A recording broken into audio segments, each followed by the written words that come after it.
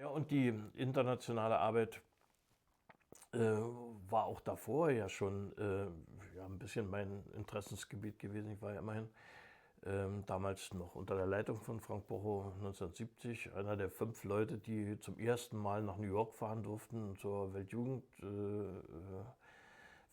Weltjugendversammlung der Vereinten Nationen. Und das war in mehrfacher Hinsicht interessant, weil die DDR war ja nicht völkerrechtlich anerkannt, also weitgehend noch nicht völkerrechtlich anerkannt, hatte keine diplomatischen Beziehungen zu den USA, war wie auch die Bundesrepublik nicht Mitglied der UNO.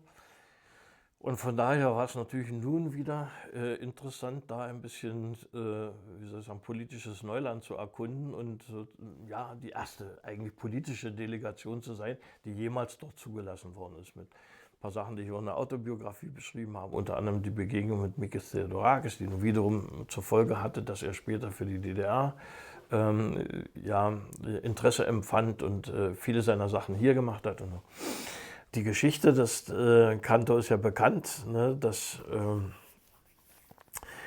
Mikis Theodorakis nach dem Sieg Allendes angesprochen worden war, doch mal den Canto zu vertonen. Und das hatte ihm Neruda übermittelt und er griff das auch gerne auf. Und die Uraufführung hätte ja im Nationalstadion von Santiago de Chile stattfinden sollen, was nun durch den Putsch und die ja, fürchterliche Entweihung des Stadions obsolet geworden war.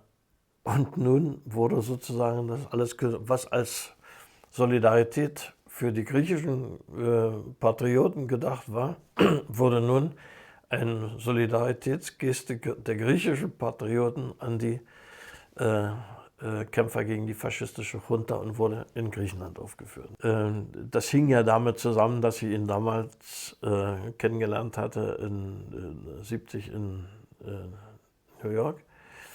Und ich traf ihn dann lange Jahre natürlich nicht. Und dann ein Jahr vom 10. Festival des politischen Liedes, ein knappes Jahr sogar, in Berlin. Da war er nämlich eingeladen. Also es war eine Zufallsbegegnung. Wir trafen uns im Hotelfoyer und die Künstleragentur hatte irgendwie versammelt, ihm oder weiß nicht was, ein Auto zu schicken. Er wusste nie, wo er dann hin musste und hat mich, da ich ihn sah, begrüßte ich ihn natürlich. Er konnte sich auch erinnern an die Veranstaltung da im Manhattan Center. Und habe ihn dann dahin gefahren, wo er hin musste. Und nutzte die Gelegenheit, ihn einzuladen zum Festival des politischen Liedes, dem nächsten. Ne? Und dann hatte er, glaube ich, das Nein schon auf der Zunge, weil der Kürze der Zeit und so. Sagte dann aber, wenn ich den Canto General dirigieren darf.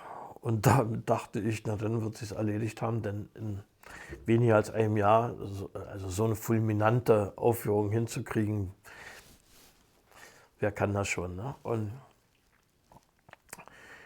dann nahm ich das jetzt mal so hin und habe mich dann erkundigt. Und dann stellte sich heraus, das war dann übrigens Reinhard Heinemann, der spätere Leiter des Festivals politischen Liedes, ne?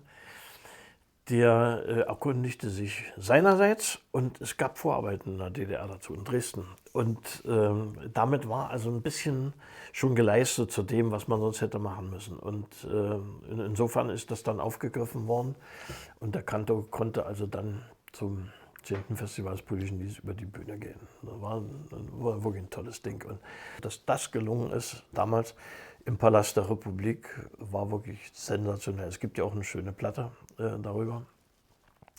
Und das allerdings war auch der Zeitpunkt, wo Theodorakis dann überzeugt war, dass in der DDR vieles von ihm möglich ist.